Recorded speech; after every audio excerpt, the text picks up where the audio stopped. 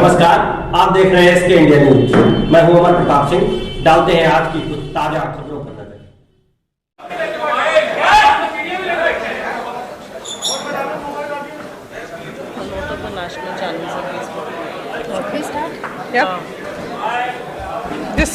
Uttar Pradesh Congress committee के प्रांगण में आज आयोजित इस प्रेस वार्ता में मैं आप सभी साथियों का स्वागत करती हूं। अब मैं सुप्रिया श्रीनेत जी जो हमारी नेशनल स्पोक्सपर्सन हैं, मैं उनसे अनुरोध करूंगी कि वो इस प्रेस कॉन्फ्रेंस को ओपन करें। मैं आदरणीय प्रियंका गांधी जी का और मंच पे बैठे हमारे सभी वरिष्ठ कांग्रेस के नेताओं का भी बहुत बहुत अभिनंदन करती हूँ। धन्यवाद। बहुत बहुत धन्यवाद। मंच पर बैठी अखिल भारतीय राष्ट्रीय कांग्रेस की राष्ट्रीय महासचिव प्रियंका गांधी जी और सभी वरिष्ठ नेतागण और पत्रकार साथियों, आप सबका बहुत बहुत स्वागत है। आप सबको नमस्कार।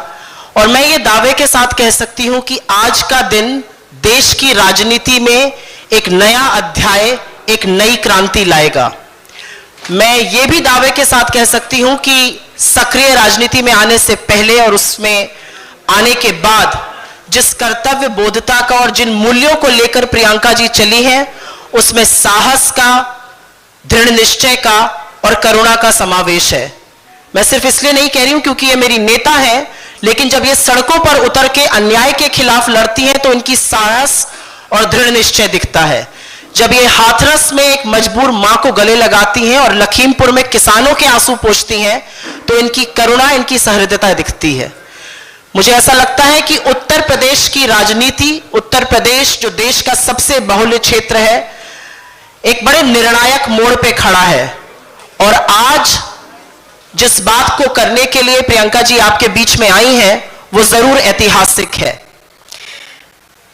मैं ये जरूर कहना चाहती हूं कि जिस आगामी चुनाव के लिए कांग्रेस पार्टी ने इस बार घोषणाओं के बजाय प्रतिज्ञा का प्रण किया है, और इस क्रम में आज जो सबसे बड़ी और सबसे पहली प्रतिज्ञा है, उसके बारे में आपको संबोधित करने के लिए, देश की राजनीति की तरफ एक नई क्रांति का पहला कदम उठाने के लिए मैं प्रियंका गांधी जी को आमंत्रित करती हूं। नमस्कार। आपको थोड़ा इंतजार कराया उसके लिए माफी चाहती हूं। ठीक है। जैसे सुप्रिया जी ने कहा, आज हमारी पहली प्रतिज्ञा के बारे में बात करना चाहती हूं मैं। हमने तय किया है कि आने वाले विधानसभा चुनाव में उत्तर प्रदेश में कांग्रेस पार्टी 40% टिकट महिलाओं को देगी।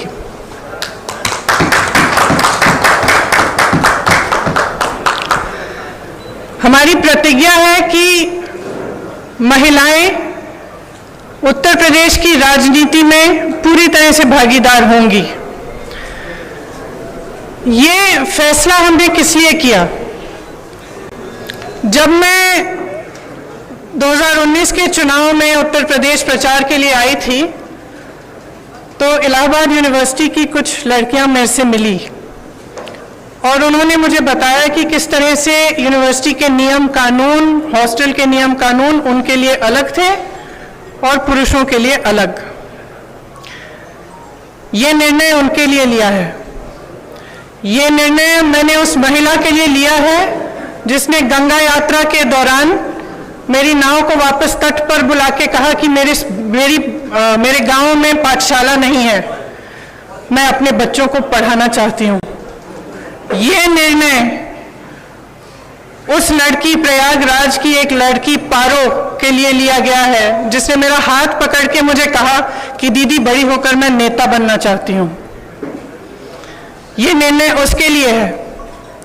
ये निर्णय चंदौली में जो शहीद एयरफोर्स के पायलट हैं उनकी बहन वैष्णवी के लिए है, जिसने मुझे कहा कि उनके भाई शहीद हो गए हैं लेकिन वो पायलट बनना चाहती है।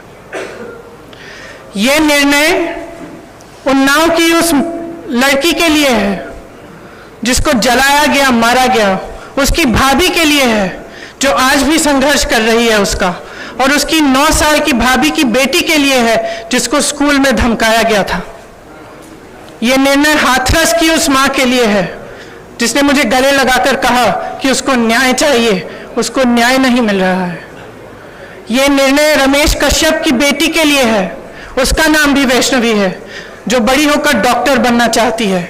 लखीमपुर में एक लड़की मेरे से मिली, मैंने उससे पूछा क्या बनना चाहती हो बड़ी होकर, उसने कहा प्रधानमंत्री बनना चाहती हूँ। उसके लिए है यह निर्णय। यह निर्णय लखनऊ की एक बस्ती में लक्ष्मी वाल्मीकि के लिए है जो ITI पढ़ी है, BA की है, उसने कंप्यूटर कोर्स किया है, आज तक उसे नौकरी नहीं मिली है। यह निर्णय उसके लिए है। यह निर्णय सोनभद्र में उस महिला के लिए है जिसका नाम किस्मत है, जिसने अपने लोगों के लिए आवाज उठाई, संघर्ष किया और न्याय मांगा। यह निर्णय उत्तर प्रदेश की हर एक महिला के लिए है जो बदलाव चाहती है, जो न्याय चाहती है, जो एकता चाहती है, जो चाहती है कि आगे बढ़े उसका प्रदेश। मैं आप सबसे कहना चाहती हूं, आप समाज सेविका हैं, आप अध्यापक हैं, आप एक नौजवान महिला हैं जो आप अपना भविष्य बनाना चाहती हैं, आप प्रेस में हैं। अगर आप बदलाव चाहती हैं तो इंतजार मत करिए, आपकी सुरक्षा कोई नहीं करने वाला। सब बातें करते हैं, सुरक्षा करने का जब समय आता है तो सुरक्षा उनकी होती है जो आपको कुचलते हैं। आज सत्ता का नाम यह है कि आप खुलेआम पूरे पब्लिक के सामने लोगों को कुचल सकते हैं। यह सत्ता बन गई है, यह गलत है। घृणा का बोलबाला है, नफरत का बोलबाला है, गलत है। इसको महिलाएं बदल सकती हैं। महिलाएं इसलिए बदल सकती हैं क्योंकि करुणा भाव, सेवा भाव और दृढ़ता, शक्ति सबसे ज्यादा महिलाओं में है। मैं आपसे कहना चाहती हूं, राजनीति में आओ, मुझसे कंधा से कंधा मिलाओ। मैं जानती हूं कि आपके संघर्ष क्या है। मेरी प्रेस की सहेलियां यहाँ हैं, मैं जानती हूं, मैं आपको देखती हूं सुबह से शाम तक आप कैसे दौड़ती हैं, किन परिस्थितियों में। जब सीतापुर में बीच रात में अंधेरा था, मुझे घेर लिया पुलिसकर्मी ने, महिला पुलिसकर्मी थी, मुझे घेरा, मुझसे लड़ी, मैं भी भिड़ गई उनसे। उसके बाद मुझे उन्होंने जीप में बिठाया और अंधेरी रात में सिर्फ मैं, वो दोनों और 2 कांस्टेबल मुझे सीतापुर के PSC कंपाउंड में ले गए। एक का नाम मधु था, एक का नाम पूजा। ये निर्णय उनके लिए भी है क्योंकि मैं समझी कि 4 बजे सुबह तक ड्यूटी पे थी। उनकी एक अफसर जिनकी पोस्टिंग सीतापुर में थी लेकिन जिनकी बूढ़ी माँ अकेली नोएडा में रहती है। कितना संघर्ष करना होता है महिलाओं को। कौन करेगा ये संघर्ष आपके साथ अगर आप एकजुट नहीं होंगी? अगर देश को जातिवाद और धर्म की राजनीति में से निकालकर विकास की राजनीति की ओर ले जाना है, अगर देश को समता की राजनीति की ओर ले जाना है, भागीदारी की राजनीति की ओर ले जाना है, तो महिलाओं को आगे बढ़ना पड़ेगा। आपको खुद ये काम करना पड़ेगा। आगे बढ़िए। मैं आग्रह करती हूं आपसे, हमने आवेदन पत्र मांगे हुए हैं हर विधानसभा के लिए। ये अगले महीने की 15 तारीख तक खुला रहेगा। खास तौर से मेरी बहनों के लिए, जो लड़ना चाहता है आओ मेरे पास आओ, आपको मौका मिलेगा। हम इस देश की राजनीति, इस प्रदेश की राजनीति बदलेंगे। धन्यवाद।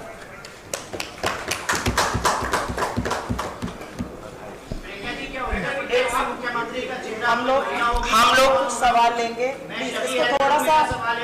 इसको थोड़ा सा सुनिश्चित तरीके से कर लेने दीजिए। कुछ सवाल लेते हैं। मैं पहले प्रिंट इलेक्ट्रॉनिक मीडिया से शुरुआत करूंगी, आपके पास मैं जरूर आऊंगी। प्रांशु जी, आपका सवाल।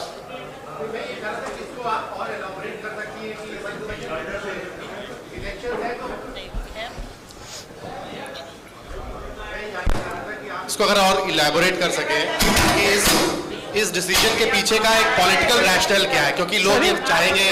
सुनाई नहीं दे रहा। थोड़ा सा शांत रह जाइए, आपके कोलीग को सवाल। मैं ये पूछ रहा था कि इसको आप थोड़ा सा अगर और इलैबोरेट कर सके कि इसके पीछे का रैशनल क्या है, क्योंकि लोग ये कहेंगे कि चुनाव का सीजन है और आप इतना बड़ा एक गैम्बिट ले रही हैं कि आप कह रही हैं 40% टिकट, जो कि लगभग 100 टिकट से ज्यादा होगा, आप महिलाओं को। मेरी बस चलती तो 50 करती। तो इसके पीछे का रैशनल क्या है? दूसरा, क्या आपको लगता है कि ये जो प्रोसेस है अभी टिकट देने का, और उसके बाद आपकी पार्टी के अंदर जो ओवरऑल एक नेशनल लेवल पे यूपी के बियॉन्ड भी महिलाओं का जो रिप्रेजेंटेशन है, क्या उसको बढ़ाने के पीछे का ये थॉट प्रोसेस ओरिजिनली? देखिए, यहाँ पे बढ़ेगा तो नेशनली भी बढ़ेगा। मैं यूपी की इंचार्ज हूँ, यहाँ का निर्णय हम लोगों ने लिया है, सबकी सहमति के साथ लिया है। इसके पीछे, जैसे मैंने कहा, मुख्य सोच ये है कि जो महिला है वो एकजुट होकर एक फोर्स नहीं बन रही है, उसको भी जातियों में, धर्मों में बांटा जा रहा है। राजनीतिक पार्टियां सोचती है कि एक गैस सिलेंडर देके 2000 रुपए देके खुश कर देंगे, लेकिन जो महिला का संघर्ष है वो एक बहुत लंबा और बहुत गहरा संघर्ष है। अगर हम समझेंगे नहीं कि हमें एकजुट होकर ये संघर्ष करना है, तब तक हमारे समाज में, हमारे देश में, हमारी राजनीति में बदलाव नहीं आ सकता है। तो सोच ये है कि हमें जाति से ऊपर उठकर, धर्म से ऊपर उठकर, जो प्रदेश है, देश है, एक तरह से हम महिला हैं, वो सबसे बड़ी चीज है हमारे लिए। हम एक दूसरे के संघर्ष समझें। जब हम देखें कि एक महिला लड़ रही है तो हमारे मन में ये नहीं आए कि अच्छा ये तो ऐसी महिला है या वैसी महिला है। हमारे मन में ये आए कि ये महिला है, मेरी बहन है, मुझे इसके साथ खड़ा होना चाहिए, मुझे इसके साथ लड़ना चाहिए। ये भावना है इसके पीछे। जयनेत्र जी, एबीपी, उनका हाथ उठा हुआ है। मैं आप सबके पास आऊंगी, थोड़ा सा धैर्य रख लीजिए।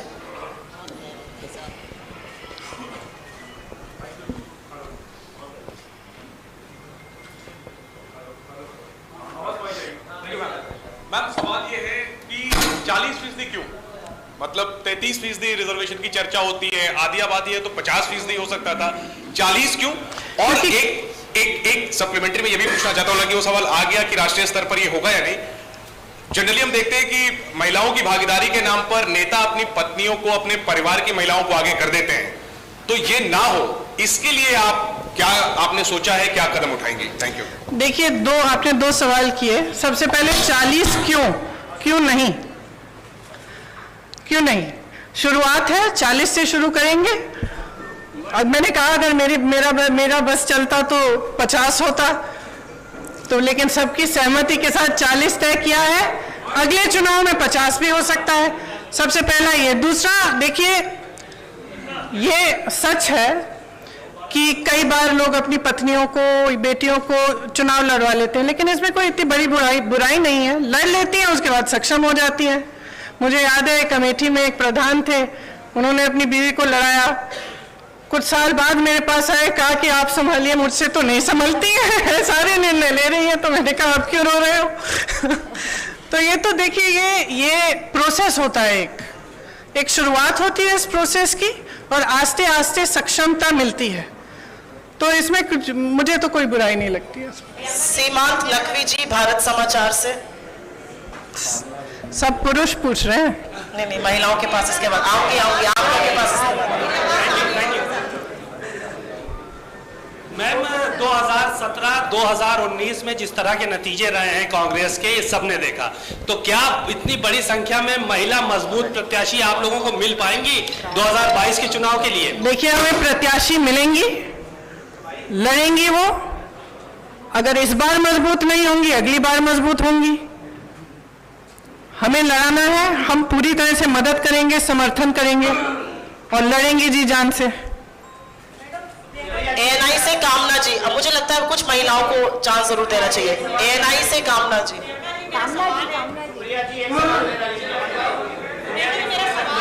आप सबके पास आएंगे, थोड़ा सा धैर्य रख लीजिए, आप ही के कोलीग्स हैं। कामना जी, मेरा सवाल है, आपने उत्तर प्रदेश के लिए ये बात कही, मैं जानना चाहती हूँ, जिस स्टेट में ऑलरेडी कांग्रेस की सरकार है, पंजाब हो, वहां पर तो चुनाव होने वाले, क्या यही फॉर्मूला वहां पे भी लागू करेंगी? देखिए, मैं उत्तर प्रदेश की इंचार्ज हूँ यहाँ का। जैसे मैंने कहा, हमने निर्णय लिया है। अब ये मिसाल बनेगा, अगर दूसरे भी इसको फॉलो करना चाहते हैं तो बहुत अच्छा रहेगा। आता है प्रियंका जी, जातिगत आधार पर टिकट मिलते हैं। माफ करिए, एक सवाल प्लीज पूछिए, उनको खत्म कर लीजिए, फिर आपके पास आते हैं। महिलाओं को जो टिकट दिया जाएगा, क्या वो जातिगत आधार पर दिया जाएगा? क्या वो जाति के आधार पर दिया जाएगा? महिला की सक्षमता के आधार पर दिया जाएगा, मेरिट के आधार पर। वो कितना काम कर रही है, कितना उसके विधानसभा के लोग उनको पहचानते हैं, उसके हिसाब से दिया जाएगा। एक शायद ये इंतजार कर रही थी जी।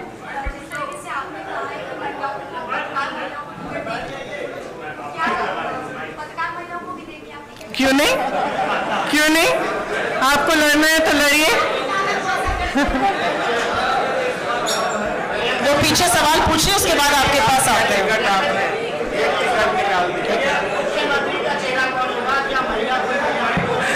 वो आगे जाके देखेंगे। क्यों, मैं जब बताऊंगी, जब बताना चाहती हूँ। 1 मिनट रुक जाइए सर। हाँ आप पूछिए मैडम। रितु सिंह लखीमपुर वाला भी दोहरा दीजिएगा।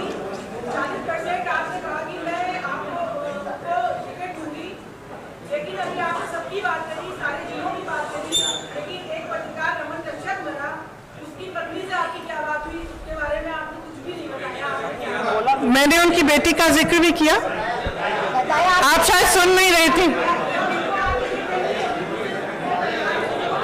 सॉरी, और वो लड़ना चाहिए तो जरूर। 1 मिनट रुक जाइए। उन्होंने जिक्र किया, शायद आपने सुना नहीं, उन्होंने उनकी बेटी के बारे में क्या बातचीत हुई उसका पूरा जिक्र किया। सिद्धार्थ कलहंस जी बिजनेस स्टैंडर्ड से यहाँ पे 2 मिनट बैठ जाइए। अभी वो पूछ रहे हैं, उनके हाथ में माइक है।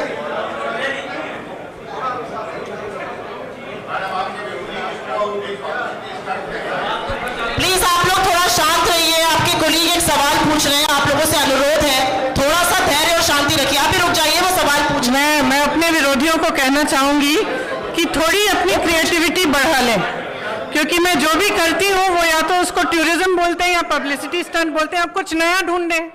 अब 2 साल हो गए हैं, बस वही दोहराते जा रहे हैं। थोड़ी सी क्रिएटिव हो जाए, कोई और आलोचना ढूंढे मेरे लिए। हम लोग सवाल सिर्फ इसी मुद्दे पर लेंगे, ये एक ऐतिहासिक मुद्दा है। अगर आपका सवाल इस पर हो तो जरूर पूछिए।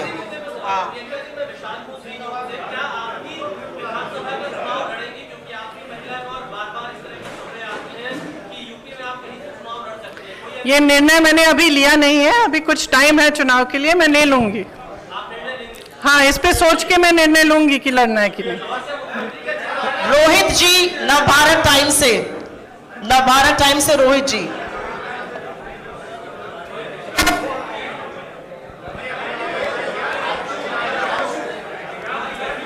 माइक दीजिए इधर। ये आप इस माइक पर पूछिए सवाल। He is also wanting to ask the game. आपके पास आ रहे हैं, अगला आपके पास। Sorry. 2024 में भी लागू हेलो, होगा। आशा है कि 2024 में इससे ज्यादा होगा। आपका सवाल।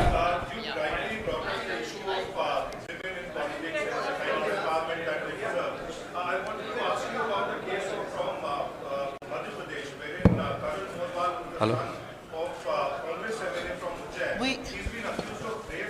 We are restricting. I'm sorry, but we are restricting questions only to this issue. No, this is a historic issue. I will not let any other questions be asked. Please respect my prerogative. This is a historic. Shall we do one thing? Shall we have a separate interview and I'll answer your questions? We cannot have you. Next question, please. मैं समर्थ हूँ आज तक से। मेरा सवाल है कि अखिलेश यादव लगातार कह रहे हैं कि वो मुख्य विपक्ष हैं। कांग्रेस पार्टी और प्रियंका गांधी, आपका इसको लेकर क्या कहना है? आप इस मुद्दे पर अगर आपका सवाल हो तो जरूर हाथ उठाइए। आज ये ऐतिहासिक है। मुझे लगता है कि इस मुद्दे को समझिए। आज तक आजाद हिंदुस्तान में 40% टिकट किसी भी पार्टी ने कहीं पर भी महिलाओं को नहीं दिया है। इसकी थोड़ी सी ऐतिहासिकता को समझिए। प्रिंट से प्रशांत जी सवाल पूछना चाहते हैं, उनके पास माइक दीजिए। आपके पास भी आएंगे। मैं कहीं जा नहीं रही हूँ, अभी तो पत्रकारिता मैं कहीं जा नहीं रही हूँ। प्रियंका जी, आपने तो सवाल पूछा। मेरा सवाल ये है कि सुनिए, मैं कहीं जा नहीं रही हूँ, मैं यही हूँ। आप पूछ लीजिए इसके बाद। प्रियंका जी, सवाल ये है कि कांग्रेस में कैंडिडेट्स का सिलेक्शन और कैंडिडेट्स की एप्लीकेशन पिछले 2 महीने से लिए जा रहे हैं, लगभग 1.5-2 महीना हो गया।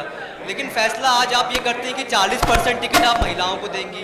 तो क्या जो जितने भी कैंडिडेट्स ने अभी अप्लाई किया, क्या उनमें से कोई जेन्युइन नहीं थे तो 40% का फैसला करना पड़ा, या नतीजों को ध्यान में रखते हुए, क्योंकि कांग्रेस का गठबंधन भी अभी क्लियर नहीं है किसी के साथ होगा या नहीं होगा, या जो भी पहले के नतीजे रहे हैं, या उनको देखते हुए ये फैसला लेना पड़ा कि 40%? देखिए, ये लेना पड़ा नहीं है, ये फैसला मैंने आपको समझाया किस लिए लिया। मैंने इससे पहले काफ़ी इलैबोरेट किया कि क्यों लिया गया है ये फैसला। ये फैसला महिलाओं के सशक्तिकरण के लिए है, इसके पीछे और कोई छुपा राज नहीं है। यहाँ से कुछ सवाल थे, अगर इस मुद्दे पर हो तो आप जरूर पूछिए। इस मुद्दे पर है,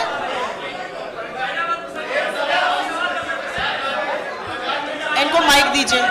एक एक करके पूछिए। ये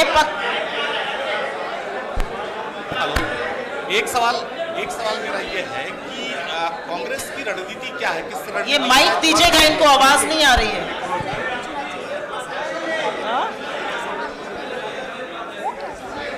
आने वाले चुनाव में बड़ी चुनौती है कांग्रेस के सामने। आप लोग थोड़ा धैर्य रखिए, ये पत्रकार वार्ता वो सवाल पूछ रहे हैं। मैम 2 मिनट रुक जाइए, पूछिए आप इस मुद्दे पर अगर है तो। इसके अलावा हम लोग किसी मुद्दे पे आज चर्चा नहीं करेंगे। आने वाले समय में बड़ी चुनौती है कांग्रेस के सामने। आप अमेठी जैसी जगहों पर आप सीट हार गई, तो कैसे अपने लोगों को आप इकट्ठा करेंगे? क्योंकि जिस तरह से आप देखिए भारतीय जनता पार्टी ने अपने तमाम प्रोग्राम चलाए हैं, उसकी अपेक्षा कांग्रेस उतना जमीन पर दिख नहीं रही। आपको शायद मालूम नहीं होगा कि पिछले 2 सालों में 18,700 से ज्यादा कांग्रेस के कार्यकर्ता जेल गए हैं उत्तर प्रदेश में। 3 दिन से 3 महीनों के लिए लगातार प्रोग्राम कर रहे हैं। और शायद आपने भी महसूस किया होगा कि अगर सड़क पे कोई पार्टी लड़ रही है तो वो कांग्रेस ही है। प्रियंका मैम, मेरा एक सवाल है आपसे कि राहुल जी आते हैं, वो रणजीत सुरजेवाला के साथ होते हैं, आप सुप्रिया जी के साथ आई हैं। हम लोगों का जो इंटरेक्शन होता है वो यहाँ पे लोकल लोगों से होता है। ये आएंगी, दिल्ली चली जाएंगी, हम लोगों को यहाँ पर उस तरीके से जो खबरें हैं वो सारी चीजें आप ये जी। तो मेरा सवाल क्या है जी आपका? मेरा सवाल मैम यही है कि सबसे पहले आपको ईद मिलादुन नबी की मुबारकबाद। धन्यवाद आपको भी। है। और मेरा सवाल आपसे वही है कि कांग्रेस क्या मुख्यमंत्री का फेस देकर चुनाव लड़ेगी या विदाउट सीएम कैंडिडेट? मैंने उस सवाल का भी जवाब दिया, इस पे अभी निर्णय नहीं हुआ है। जब होगा आपको पता चल जाएगा। आपका 2 बार सवाल का जवाब दे चुकी हूँ। कहिए, उससे पूछें तो, इन दोनों से पूछें। इस मुद्दे पर सवाल है, माइक ही नहीं चल रहा है। आपका सवाल इस मुद्दे पर है?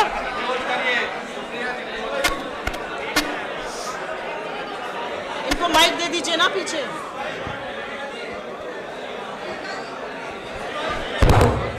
मैडम, मेरा एक सवाल ये था कि अल्पसंख्यक मुद्दे पर कांग्रेस का क्या? नहीं सर, हम सवाल सिर्फ इस इशू पर लेंगे। आज की प्रेस कॉन्फ्रेंस महिलाओं के मुद्दे पे है, उसके बाद हम इससे बात कर सकते हैं जी।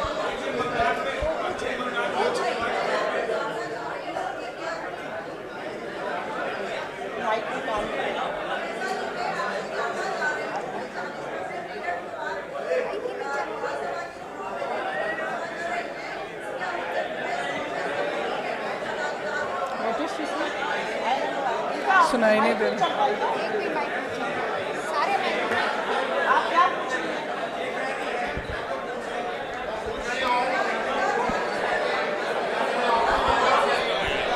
हेलो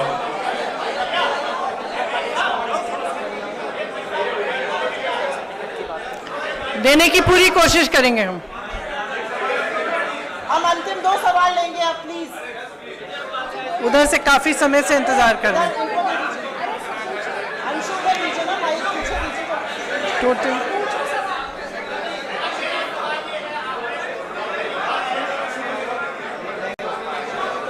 आप पूछिए सवाल।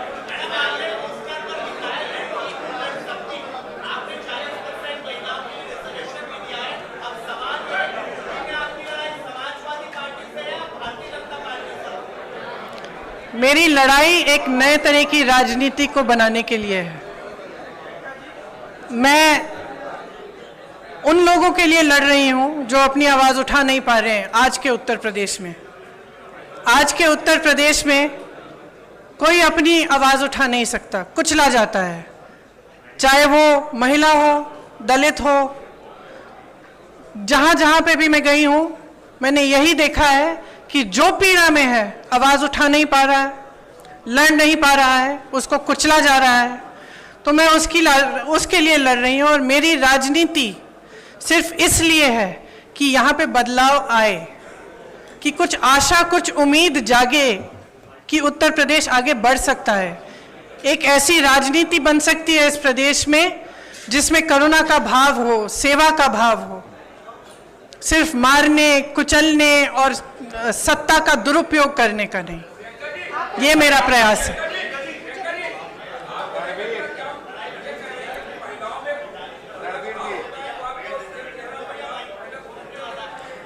अब ठहरिए, देखिए क्या होता है आगे आगे।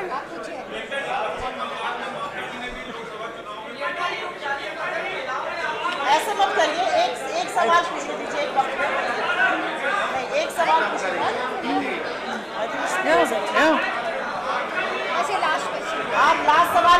आप यहाँ पे मुझे कम महिलाएं दिख रही हैं, इसलिए इतना कम अनुशासन है।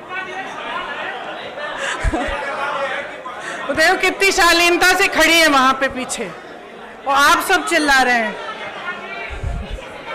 हम लोग अंतिम सवाल लेंगे।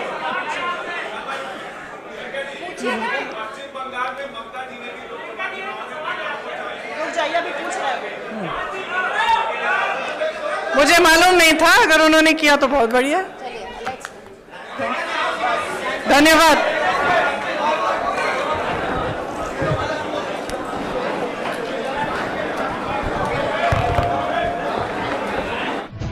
हमारे चैनल को सब्सक्राइब करें और वीडियो सबसे पहले अपने मोबाइल पर पाने के लिए बेल आइकन को दबाएं।